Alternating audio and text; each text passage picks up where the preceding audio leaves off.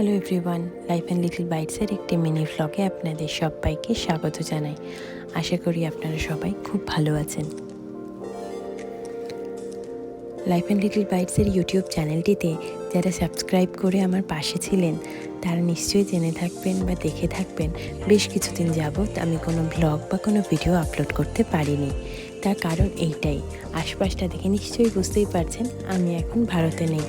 আমি এবং আমরা সবাই ইউএসএতে মুভ করেছি।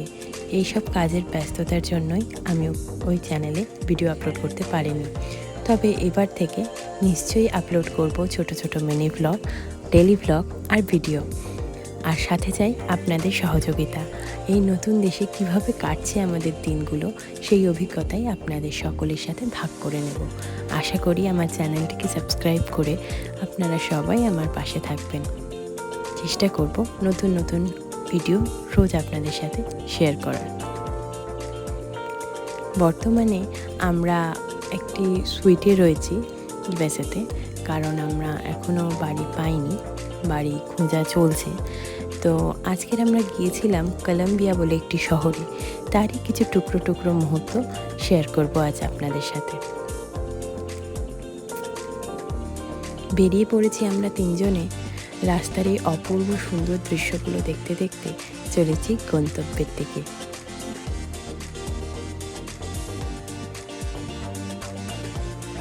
আপনারা হয়তো অনেকেই জেনে থাকবেন এখানে উল্টো দিকে বসে গাড়ি চালানোর নিয়ম, গাড়িগুলো এইভাবেই তৈরি হয়। তবে বললে বিশ্বাস করবেন না, এখানকার গাড়িগুলো কিন্তু অসম্ভব পরিষ্কার। এখানে উবের এবং লিফট দুটো অ্যাপ্লিকেশন চলে, যেমন ভারতে আমরা উবের আর ওলা ব্যবহার করি। তো আমরা এই গাড়িটি বুক করেছিলাম উবের থেকে। এত পরিষ্কার গাড়িটি ছিল, দুটি গাড়ি যাওয়ার সময় এবং আসার সময়ও সত্যিই প্রশংসা করতে হয়। আশপাশটা কেমন সুন্দর লাগছে দেখুন। আমি আর এটা ভিডিও না করে থাকতে পারলাম না। কাজ আমাদের এখানে সারা হয়ে গেছে, এবার আমরা হোটেলে ফিরে যাব। সত্যি করতে যেদিনকে ভিডিওগুলো বানাই সেদিনকে ভাবিনি ব্লগটা বানাবো, তাহলে হয়তো আরও কিছু সুন্দর মুহূর্ত ক্যামেরাবন্দি করে রাখতাম। তবে আপনাদের সহযোগিতা পেলে আমি অবশ্যই চেষ্টা করব রেগুলার একটি করে ব্লগ আপলোড করার। আশা করি ভিডিওটি আপনাদের ভালো লেগেছে। ভালো লাগলে অবশ্যই লাইক, শেয়ার এবং কমেন্ট করতে ভুলবেন না। আর ইউটিউবে আমার চ্যানেলটিকে অবশ্যই সাবস্ক্রাইব করে দেবেন। সবাই ভালো থাকবেন। ভিডিও এখানেই শেষ করলাম। নমস্কার।